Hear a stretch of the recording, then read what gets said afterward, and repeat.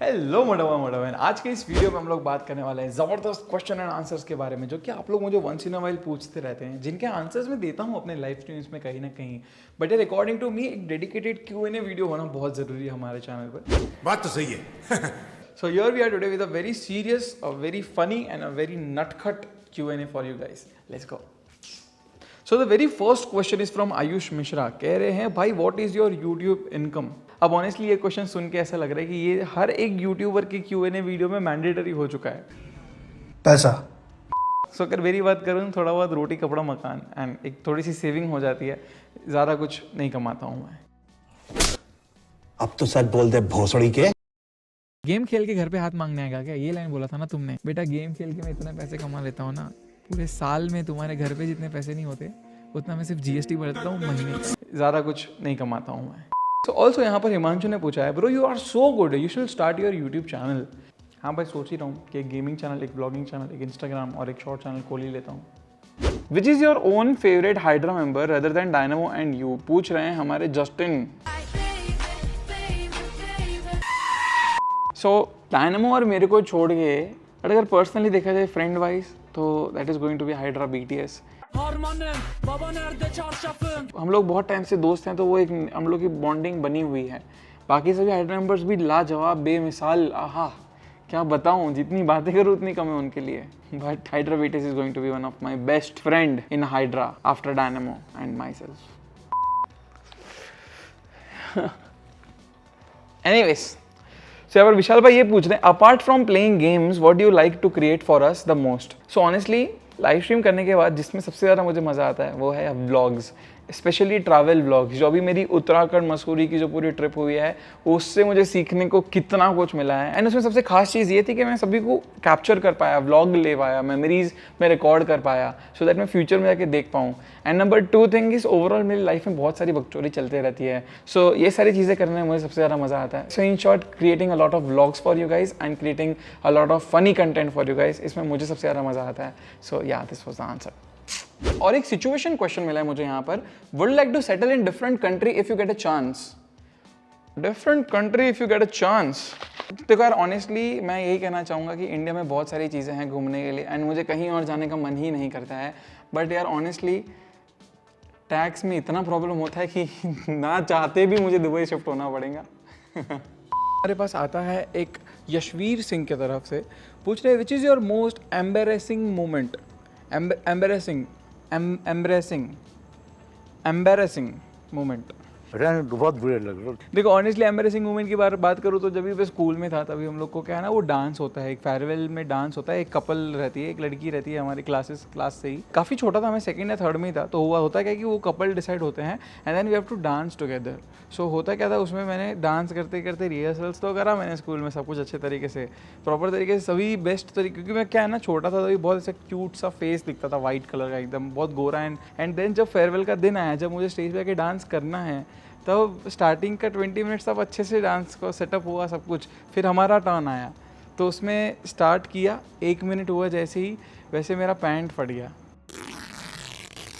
और उस पैंट फटने के बाद मैं अकेला हूँ जो उसमें चुप चुप के डांस कर रहा हूँ, और वो सबको दिख रहा था कि मेरा पैंट फट चुका है।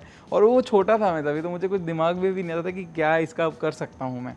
और ऊपर से वो लड़की को भी पता नहीं क्या ही था उस टाइम पे, तो समझ भी नहीं आता था कुछ।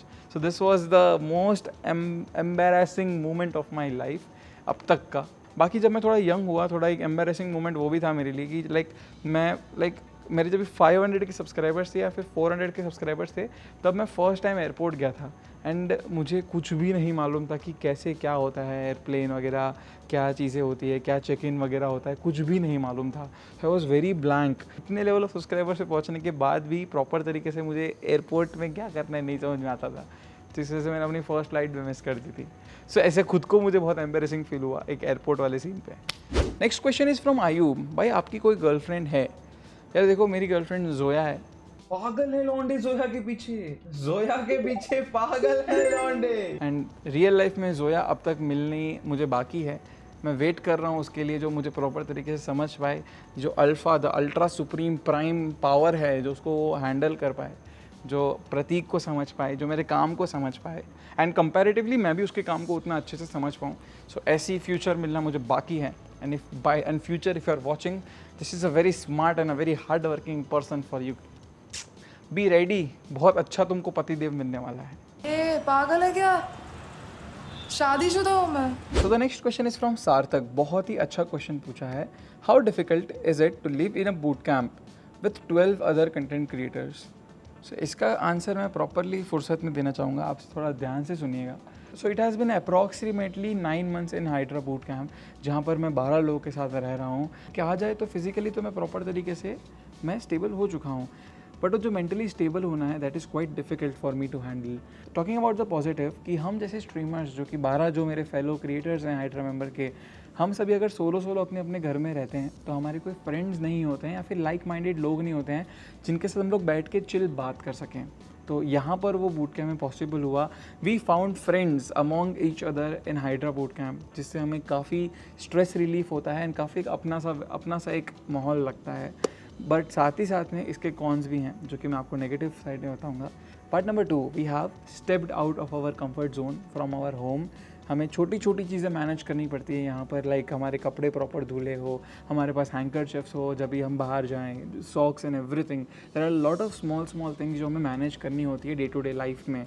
इससे हमें ओवरऑल एक मेच्योरिटी मिलती है फॉर अ लॉन्गर रन. जब मैं 30 इयर्स का होऊंगा तब मुझे ऑलरेडी पता होगा कि कैसे तरीके से एक घर मैनेज करना है. ओवरऑल सेकंड पॉइंट का जो कंक्लूजन मैं ये कहना चाहूँगा कि ओवरऑल एक मेच्योरिटी बढ़ चुकी है मेरी हाइड्रा बूट कैम्प में रहकर. So now let's talk about the negative parts of living in a hydra boot camp. Negative तो नहीं, लाइक सॉर्ट ऑफ एडजस्टमेंट कर रहा हूँ मैं अभी तक उसमें.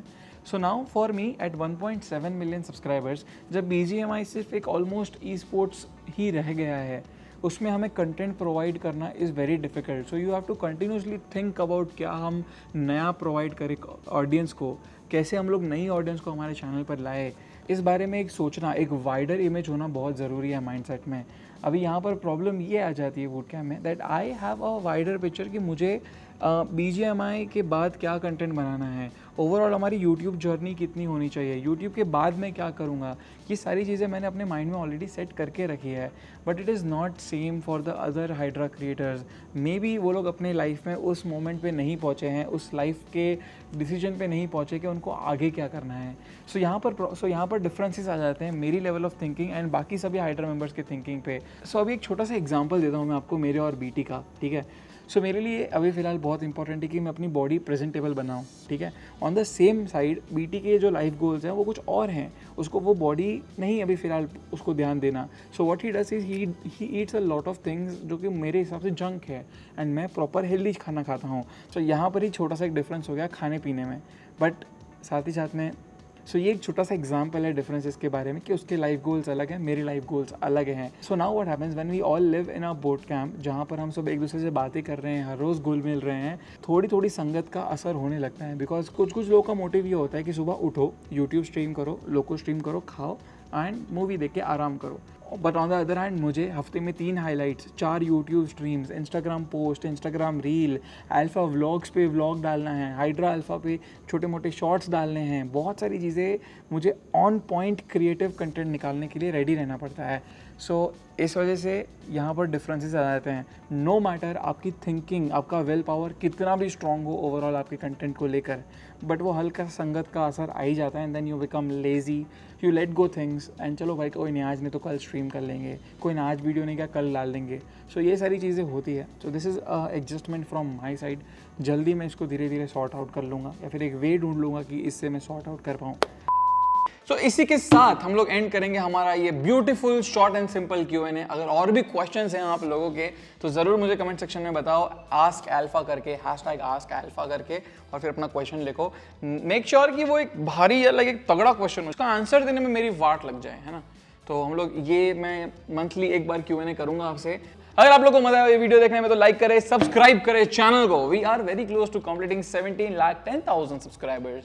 Thank you so much for watching, guys. Love you all. Bye bye. Sayonara. Sé que tú quieres conmigo, amor, todos esos placeres que brinda la vida y que nos hace tan feliz. Sé que tú quieres conmigo, amor, todos esos placeres, como acariciarte y conocerte de raíz. mami. Bailabas como un ángel, me acuerdo de ese party. No lo hacías despacito, no eras como Daddy, eras como Bad Bunny, tu flow bastante cari, alright.